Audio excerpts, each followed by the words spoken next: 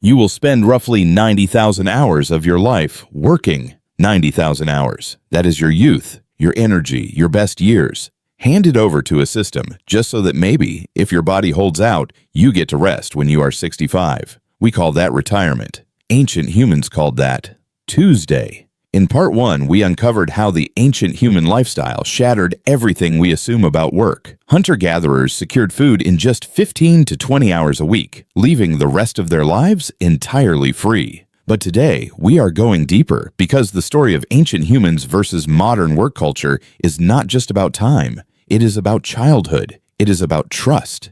It is about your mind. And it is about one catastrophic mistake made 10,000 years ago that sentenced every generation after it, including yours, to the rat race.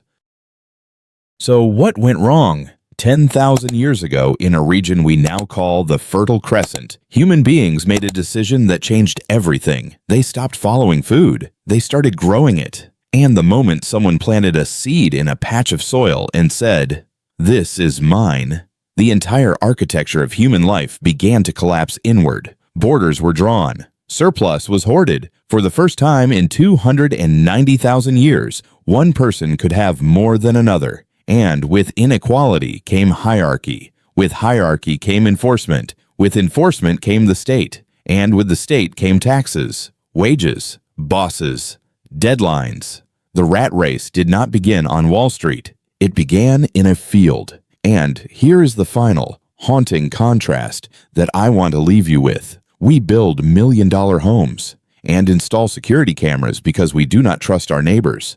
They slept under open skies and trusted every person within earshot with their lives. We have engineered a world of infinite information and radical comfort, and we are the loneliest, most burned-out generation in recorded history. They had nothing by our standards. No savings, no insurance, no 5-year plan, and for 290,000 years, they were, by almost every psychological measure, more free than we are right now. We did not advance out of paradise. We traded it for population numbers, for control, for the illusion of security. The question is not whether we can go back. We cannot. The question is, bidets, knowing all of this, what are you going to do differently starting tomorrow? Let's start with the 2 stages of life that modern society handles the worst, being young and being old. Right now, a 7-year-old somewhere is sitting at a desk for 8 hours, memorizing facts they will forget by Friday, going home to more homework, and feeling stressed. Stressed. At 7. Meanwhile, their grandparents sit in nursing homes, surrounded by strangers, medicated into silence, waiting. Both generations trapped. Both generations told they are not yet useful or no longer useful. Prehistoric children had a completely different existence. Anthropologists studying the Hadza people of Tanzania, one of the last remaining hunter-gatherer societies on Earth, found something extraordinary. Hadza children gathered roughly 50% of their own daily calories, not as a chore, not as labor, but as an adventure. Groups of kids would wander out together, foraging, experimenting, learning to read the land the same way your child learns to read a screen. Play and survival were the same thing. There was no separation between learning and living. And the elderly? Forget nursing homes. Forget feeling invisible. In prehistoric communities, old age was power. Every elder was a walking, breathing library, carrying memories that could save the entire group. Imagine a drought so severe it only happens once every 50 years. The elder who remembered the last one, where the hidden water source was, which roots were still edible, that person was the difference between life and death. There was no midlife crisis because there was no script to feel behind on. There was no retirement because contribution never stopped. Now here is the question that probably just appeared in your head. Without money, without banks, without contracts, how did they survive when things went wrong? The answer is something anthropologists call demand sharing, and it is one of the most psychologically radical systems ever practiced by human beings. Picture this. One hunter brings down a mammoth. It is an enormous kill, far more meat than one family can eat before it spoils.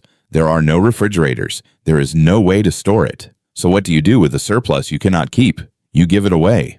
All of it. Not out of charity, not out of weakness, out of pure, calculated intelligence. Because the best place to store your food was not in the ground. It was inside the goodwill of the people around you. If you feed your neighbor today, your neighbor will feed you when the hunt fails next month. Sharing was not generosity. Sharing was their health insurance, their savings account, their social security, without a single government form to fill out. This is what economists call a gift economy. And it created a level of psychological safety that most people living today have never experienced. Imagine waking up knowing that if something catastrophic happened, illness, injury, failure, your community would simply absorb the blow for you. No debt, no humiliation, just taken care of. Think about it. Would you trade your smartphone and modern comforts today for that absolute peace of mind and that unshakable trust in your community? I genuinely want to know. Let me know in the comments. We need to talk about the epidemic no one wants to admit is winning. Burnout, loneliness, the quiet quitting of the soul, where your body shows up to your life, but you stopped caring somewhere along the way. The World Health Organization now recognizes burnout as an official occupational phenomenon. Record numbers of people report feeling chronically lonely, not despite being more digitally connected than any humans in history, but because of it. We have 500 friends online and no one to call at 2 in the morning. Prehistoric humans were wired differently, not biologically, but socially. They lived in bands of roughly 30 to 50 people. Evolutionary psychologist Robin Dunbar found that this is actually the maximum number of stable social relationships the human brain can genuinely maintain. We call it Dunbar's number, and prehistoric life was perfectly calibrated to it. Within those small bands, ancient humans spent an estimated 6 hours every single day in what researchers call social time. Not productive time, not optimized time, just being together.